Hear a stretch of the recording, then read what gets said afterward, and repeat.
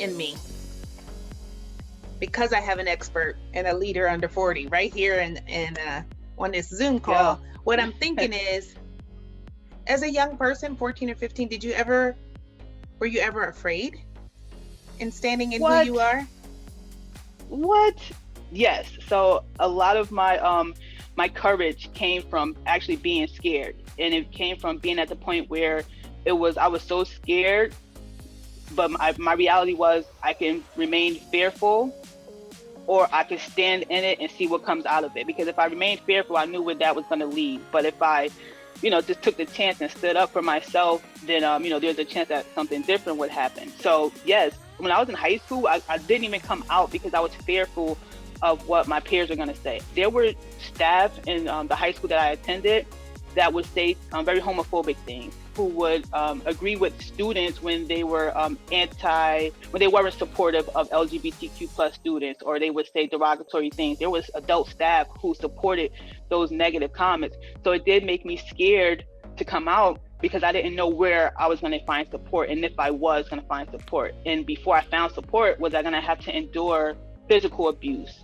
in addition to the emotional abuse? So I was definitely scared, definitely fearful. But as I said, that fear really created some courage, because it was like, not anymore. Like, I can't be scared forever. That's right. Can't be scared forever.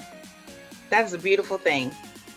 When you have that realization that you have a choice, because some people feel trapped or blocked, but for you, you were empowered in that either way, I got a choice here. I can stand here and quiver and cower, and really bad things will happen, or I can just stand up and take it and figure out how to move through it. So when we talk about leadership and these acquired skills from your peers and at school, and just realizing that people respond to you and they respond to your courage and your vision, would you say that these skills, I'd say they're transferable? Have you had the opportunity to develop your leadership skills formally? Was that, because we're after high school, what happened? Yeah, so after high school, college happened right after high school. Again, I had amazing supporters and mentors who assisted me with prepping for college. So my transition into college was very smooth. I believe I graduated high school in June, and July or August, I believe I was on the college campus. So the transition was very quick and very smooth. And because of that, I was also enrolled in the EOF program, which was a program designed for youth who families had economic hardships and really couldn't afford college without the support of grants and loans. So with that program came extra support. So I had counselors specifically within that program, and these counselors were definitely people who looked like me. So they were preparing me for the real world with people who look like me. Like, when you step out of here, people are going to discriminate against you. They are not going to want you to excel, and there are going to be barriers placed in front of you. So we're going to provide you with the tools now to get over that. So there were classes, there were a lot of, I know as college students, I really hated those activities where we had to engage with our peers, like the other students, and we had to like present to the whole class. I was like, oh my goodness, I was always like, didn't want to do it. But those activities and projects really created strength surrounding public speaking. And then we went into trainings with different seminars that focused on, outside of just public speaking, but how to create a proposal and a draft. So all of those things contribute to me becoming a leader, because I had to work on various components. So it was the public speaking, it was the writing, it was, like you said, reading body language, being able to communicate with a diverse group, knowing when to scale back because you're reading that body language. So all of those opportunities and resources definitely helped me become a leader.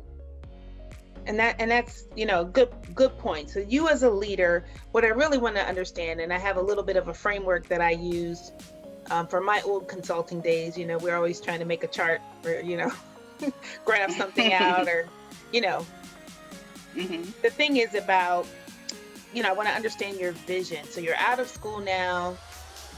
What was your vision, not only for your life, but just in general, how you're going to move through the world as a leader? I'm sure you didn't have leader on your chest on the shirt, but right. You kind of know that you can make a difference.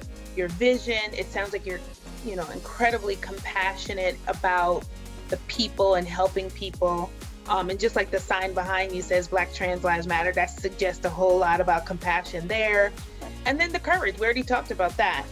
Tell me a little bit about your vision. And then what I think is people can have vision, compassion, and courage, but it really is supported by their character, right? And their competency, So did you study something in particular in school that took you to where you are now in terms of leadership? Let's talk about your vision and then your work, and then, okay. Yeah. Awesome. So my vision, I'm going to start a little bit, way before college. When I was in middle school, I knew I wanted to be a teacher. Oh. And that's just because I love everything about teachers. I thought they were phenomenal leaders, and they were people who created a safe space in the classroom. I saw the power that they had as teachers. I saw when some teachers were great at controlling the space, and I saw when some teachers were not.